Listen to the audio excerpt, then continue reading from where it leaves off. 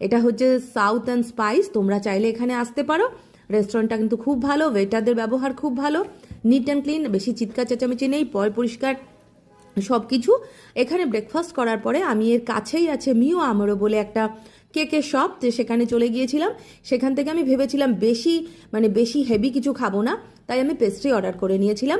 আমি পেস্ট্রি খেয়েছিলাম বার্থডেতে। তারপরে সেখানে পেস্ট্রি খেয়ে আমি চলে গিয়েছিলাম মলে উইন্ডো শপিং করতে। কিন্তু আমি করব উইন্ডো শপিং, শেষ পর্যন্ত আমি কিনেই ফেললাম। 2 পিস কিনলাম, নিজের জন্য 2টো জিন্স টি শার্ট, আর হ্যাঁ একটা ডিও কিনেছিলাম। দেখো তোমরা দেখতে পাচ্ছ এখানে এই যে আমার কাপড়, আর তার বিলিং করছে। তারপরে সেখান থেকে আমি মল থেকে জিনিসপত্র নিয়ে আমি লাঞ্চ করার জন্য পৌঁছে গিয়েছিলাম আসানসোলের রয়্যাল হোটেলে। ওখানের বিরিয়ানিটা আমার খুব ভালো লাগে, তবে এবার কিন্তু আমি বিরিয়ানি অর্ডার করিনি, কারণ শুরু থেকেই আমার টার্গেট ছিল বেশি হেভি খাবো না। তাই তন্দুরি নান আর পনির বাটার মশলা খেয়ে শেষ করলাম বার্থডে। বাই।